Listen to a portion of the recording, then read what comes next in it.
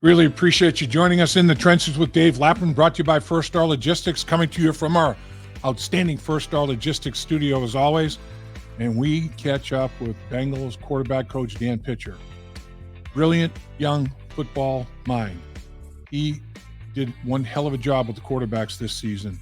The injury to Joe Burrow, the development of Jake Browning was extraordinary. And we talked to Dan Pitcher about that, the relationship that Joe Burrow and Jake Browning have.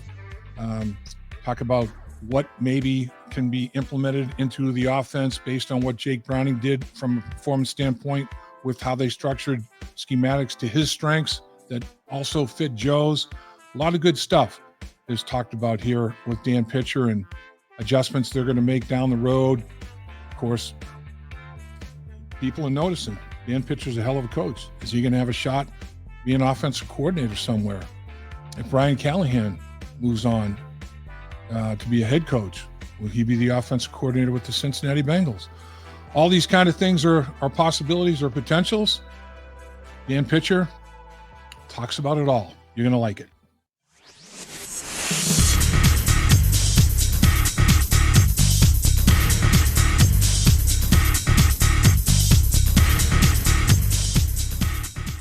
What did you make a good call? You made one of the best calls of the year joining us in the trenches with Dave Lapham, brought to you by First Star Logistics. As always, coming to you from our amazing studios. And we have an amazing guest. It's the one, the only quarterback coach of the Cincinnati Bengals that did an unbelievable job this year, Dan Pitcher. Coach, congratulations on a hell of a season, man. I appreciate that, Lap. You know, it's disappointing, is the word.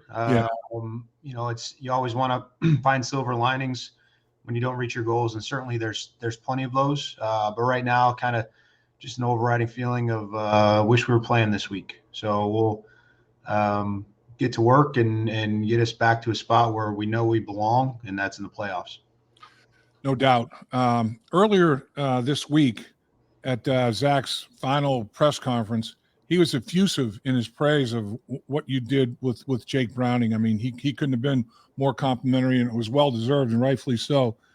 Jake, now having enough attempts to qualify statistically for, the quarterback rankings. I mean, the season ends here, 70.4%, number one amongst quarterbacks that have a minimum number of attempts to qualify. 7.97 yards per attempt, fifth best. 98.4 quarterback rating, seventh best. Jake Browning played his tail off, didn't he? He really did. He took advantage of his opportunity. That's all any of these guys can ask for at the end of the day, is a chance to go show what they can do. And it took Jake a long time to get that chance, but it's due to his work during that period of time leading up that gained the trust of his coaches and teammates, and then he took advantage of it. And certainly there's things that Jake needs to improve, and he knows that. But I think what he showed is that he's an NFL quarterback that can play winning NFL football, that can move an offense up and down the field, and we're happy that we have him. If he hasn't, what kind of a feeling is it for an assistant coach like yourself to impact a player to the point where the arc of his entire career takes a different course, to the positives, to the better? I mean, the arc of his career just goes straight north now. What kind of feeling of satisfaction does that give you?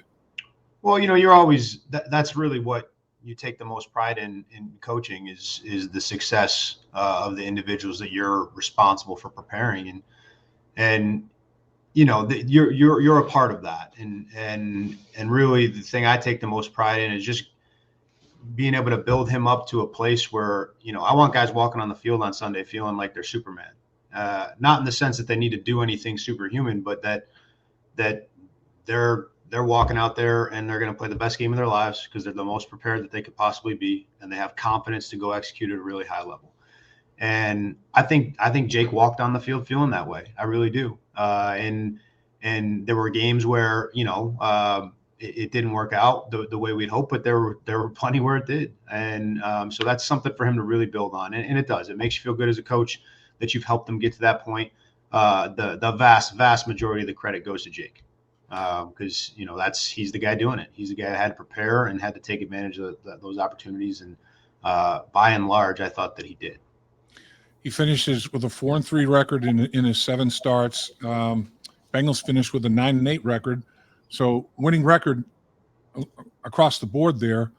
And that's big. I mean, 3 straight seasons now, have a winning record, get a division win, all the things that everybody's already talked about.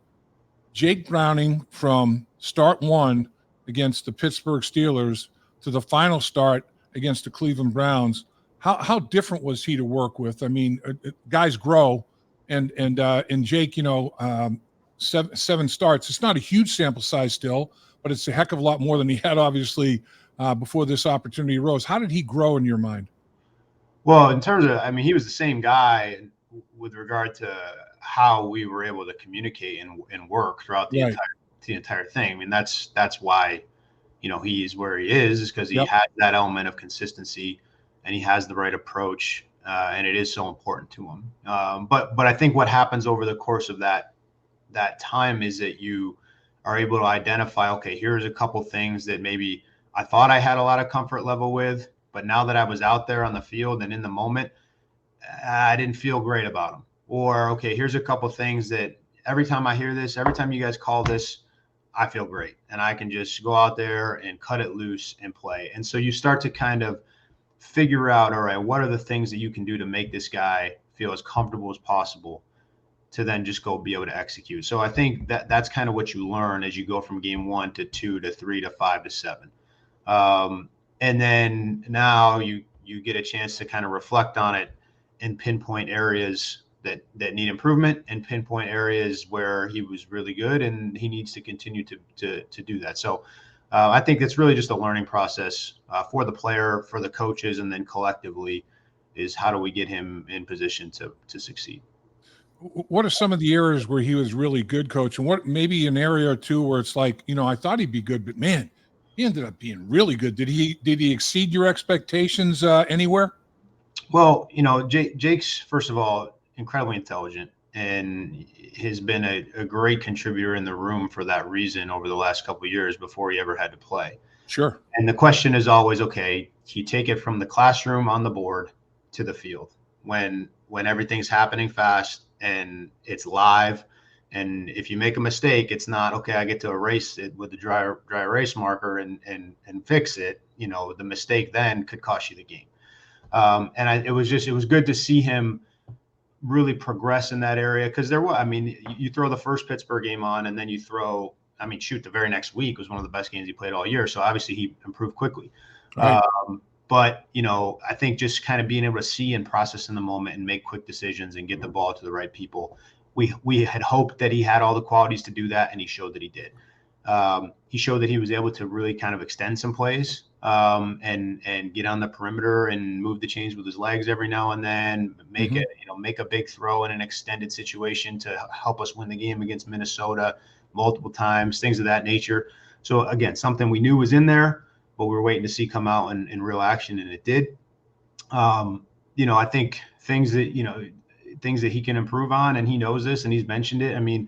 There's times where you just got to let the game come to you. And I felt like he tried to force a little bit in a couple of different occasions and it hurt us, and he knows that. And so those are kind of the things where, all right, just trust that I'm good enough, trust that we're good enough as a team that I don't have to force the action in this moment. I can take what's coming to me and move on.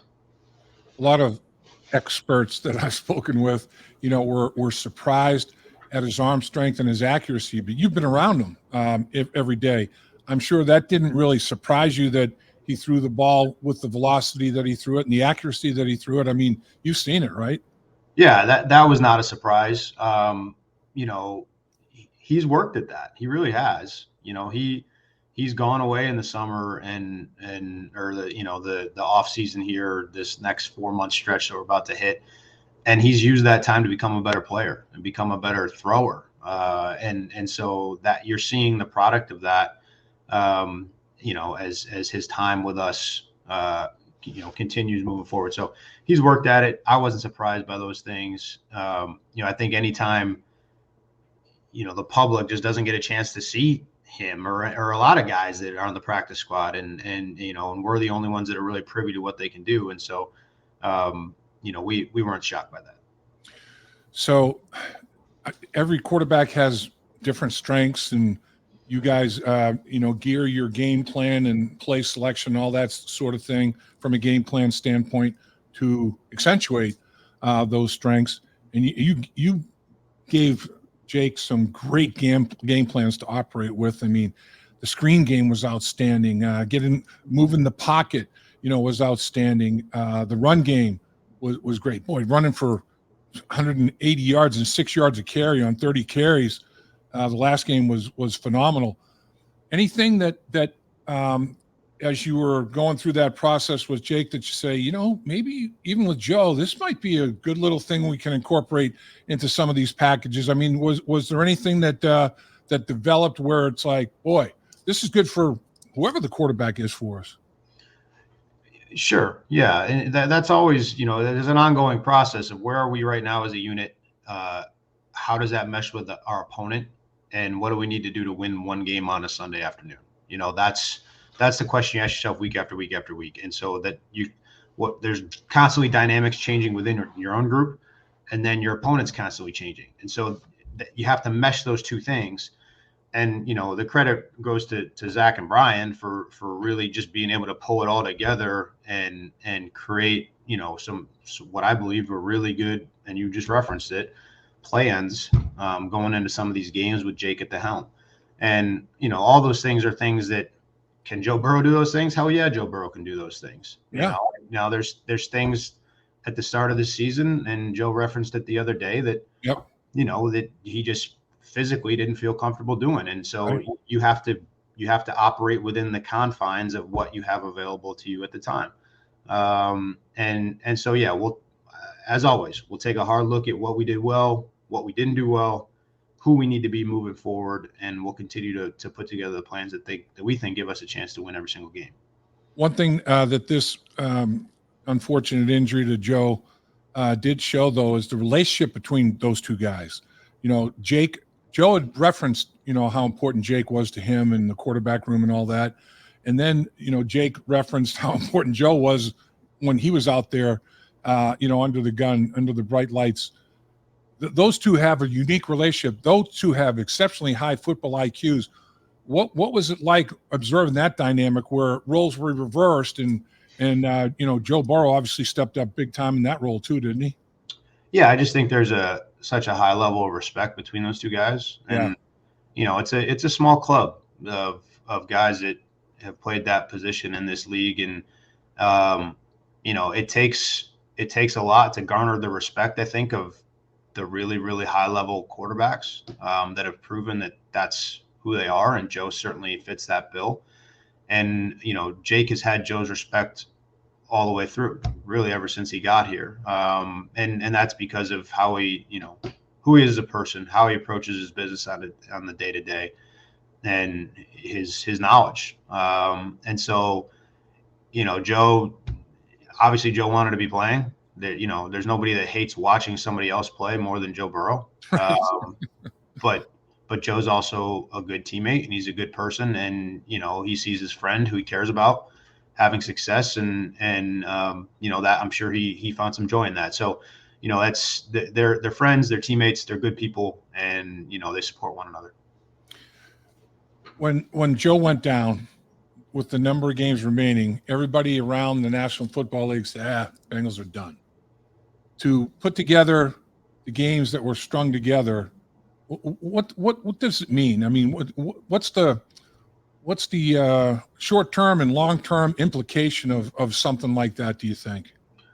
Well, I think it's a testament to the group of people that Zach's put together and the mentality and the culture that he's created. I think it shows that we're resilient and that we have guys that are really good at focusing on what's important right now, not what's the external speculation of what we can and can't do given our current circumstances.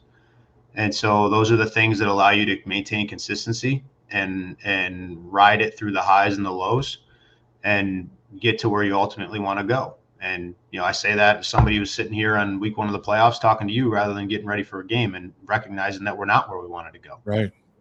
But the fact is, we were met with some pretty unfavorable circumstances, and we battled, and we put ourselves in position.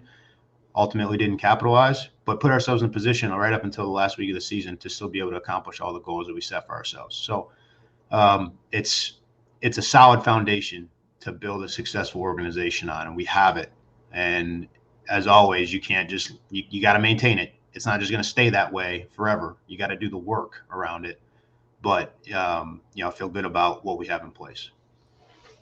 Jake said, and rightfully so, in the final presser there after the last game, that he feels like he's one of the top 32 quarterbacks in the National Football League. And if the National Football League doesn't feel that way, he's number 33. Right? Ain't no two ways about that. But you do have to have that that kind of confidence, and it just takes one to say, hey, I think he's one of the best 32 in the NFL. But obviously, there's contracts and circumstances and all that sort of thing. But to understand and have the comfort of knowing that you have a backup quarterback that can not only finish games but win football games at a high level, that's got to be a great feeling. It is, and he's right to feel that way. I would hope he would feel that way. Right. That's what I want every guy to walk in this room to feel like, and because there's that chip or whatever that is. I mean, that's what drives hyper competitive play and allows you to provide your best when your best is required, is the thought that I am this guy. I whether you think so or not, I know so. And so I'm happy he feels that way, and good for the Bengals that we have, one of the best in the world in Joe, and a player in Jake who just is coming off a real stretch where he showed that he can, like I said before, play winning starting quarterback in the NFL. And so I expect that he'll work as hard or harder than he's worked every offseason of his career to put himself right back in a position that God forbid we need to trot him out there again. He'll be even better the next time. But it's a good situation that we find ourselves in. With success that this franchise has had comes recognition and opportunity. Brian Callahan was talked yesterday that Brian Callahan is on the list to interview for the Carolina Panthers head coaching job. Dan Pitcher, in my mind, is a top candidate for an offensive coordinator position around the National Football League. Troy Walters be in the same. You guys have an unbelievably talented coaching staff, and I know that you deal with those if and when they present themselves. But it has to be a pretty good feeling that you guys are around the league. I think people are recognizing a big part of the reason for the Cincinnati Bengals success has been the coaching staff, and you guys are going to start to benefit from that, I think. Yeah, it's great if that plays out that way. And I've never been shy about my personal ambitions and where I want to go and believe I can go. And a lot of ways, it's kind of like the same statement Jake just said. I believe that I'm ready for that role. And others may agree or not, but that's okay. I know I am. And I'm hopeful that I'll have it. And those other guys you talked about, whether it be Brian or Troy, I see what they do day in and day out, and I believe the same thing about them. So, those things in a lot of ways are out of your control until you actually are presented with a concrete opportunity to sit down in front of someone and try to convince them that, you're the guy to help lead them to success moving forward. And so hopefully those come. Again, that's up to somebody else to decide if I'm worthy of that. But I know if I get that opportunity, I'll be ready, and I'm hopeful it comes. I think all you guys are not only phenomenal football coaches in terms of football IQ and strategizing and all that sort of thing, but the way you relate to people, the relationships that you build, the culture that you guys could build, I think for an organization would be exactly what's going on here in Cincinnati. And I think from a head coaching standpoint, that is so important. And you're a talented guy, Coach. There's no doubt. I appreciate you saying that, Lap. It's about people. You'd be hard pressed to find an industry when that's not the case. Right. No matter what you're talking about, it's relationships, it's trust, It's being able to come together with a shared goal bigger than yourself. And all those things have to do with how you interact on a day-to-day basis, and making sure that guys know you care about them as people, that you're invested in their success, and that you're there as a resource to help them get there. And, that's how I try to approach every single day. And I think that's solid ground to stand on when you're trying to build a winning football team. I know Zach Taylor understands and realizes a big part of his success is that his entire coaching staff has remained intact through the duration of his head coaching career here in Cincinnati. That may or may not be the case. One thing I do know is the case that the players are there's going to be a turnover there. I mean, that's life in the National Football League. No roster in the NFL comes back fully intact, and there's going to be changes in that area. But your nucleus, and a lot more than just that core and nucleus. How excited are you about what the Cincinnati Bengals can be next year? I mean, this in my mind could be an elite football team. Sure. I mean, yeah, absolutely. And we believe, I believe still in the group that we put together this year. And obviously that this year's over for us.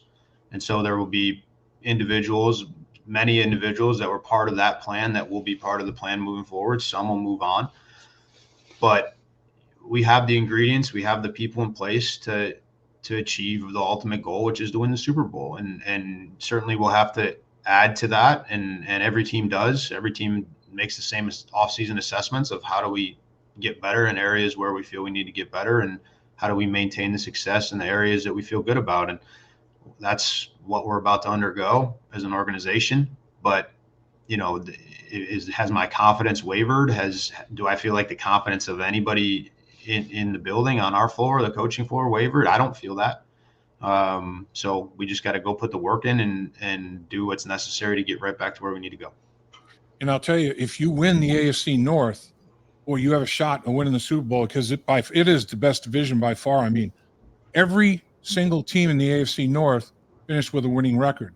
That hasn't happened since the merger in 1970. In fact, you have to go back to 1935 to find the last time every team in the division in the National Football League had a winning record. That speaks volumes. The other three teams are in the playoffs, and that another testament to how tough the AFC North is. And you know as well or better than anybody, Coach, it is damn tough on a week-to-week basis competing in the division, isn't it? Yeah, I mean, it's the best division in the league. Yep. I mean, that's kind of an objective assessment. I think you'd be hard pressed to find somebody that would be able to prove to you otherwise. I agree. And so that's where we find ourselves. And great, you got to compete. Part of that, I think, is because of the success we've had over the last couple of years. And so now you've got teams that we've had success against, seeing that, and this is a league full of hyper competitive people that believe they're the best. And so it's only going to bring the best out in each other when things like that happen. And so, now it'll be our chance to counterpunch next year and show again why we believe we're the best team in the division. So, yeah, tough opponents all the way through. We know them well, and we'll be ready for them when the time comes in 2024. So, Coach, you get time to relax a little bit, reacquaint yourself with your family, and then get into some off-season business. Give us an idea of what you're looking at in the next couple of weeks here. Yeah, I'm gonna get bossed around by my soon-to-be 2-year-old here for a couple of weeks. And there you go. His favorite word is no, so he loves to make sure he expresses himself that way plenty. Yes. Yeah, really looking forward to that. Being a dad and a husband, which, thankfully I work for a guy and an organization that values those things as well. And so, certainly there are a lot of sacrifices that go on during the season, but, I try really hard to maintain that throughout the entire course of the year. You have to. It's the most important thing in life. Football will be gone someday. This job will be gone someday. The people you love will be all you got left. So, just continue to be the best dad I can be for him, and really spend a lot of time with him. Give mom a little bit of a break here that she'll be happy to get, and yep. So it'll be a fun month. Again, silver linings. That's one of them, is getting to spend a bunch of extra time with my little man, and looking forward to that. There you go. No question about it. And then obviously the draft, but I mean, you've got 2 quarterbacks, that are pretty damn good. So, I mean, there's obviously quarterback's not a priority with the Cincinnati Bengals from a draft standpoint, but you still do your due diligence there. And then obviously the meetings about what do we add, what do we delete, how do we tweak our approach offensively, all that's going to be going on, right? Yep. Yeah, that's the offseason. And no matter who you have on your roster, I always evaluate it as if I was building a team from scratch. I think that's part of what you need to do for your own knowledge of who's in the league. And, you want to continue to hone your evaluation skills and make sure you're not just, pushing them aside because you may or may not have a need at the position in any given moment. I think that's one of the things I learned as a young scout, was that, your needs change very quickly in this league. And so you can't just say, oh, we don't need this, but that can change in a heartbeat. So, you evaluate as if you always need, and then you just, move on from there. So, we'll take a little break here, and then we'll get to it, and we'll do the work that's needed to be the best version of ourselves we can be in 2024. Coach, can't thank you enough. Appreciate you carving time in a busy time. I know you guys are still doing your exit meetings and with players and with each other and everything that's going on down there at Paycor. Thank you for carving time for us, and congratulations on an outstanding season. I mean, you did a hell of a job with your position group, sir. Thanks, Lap. Enjoy time with the family. Will do, man. Dave Lapham here, and every day I am grateful for my experience to have played professional football.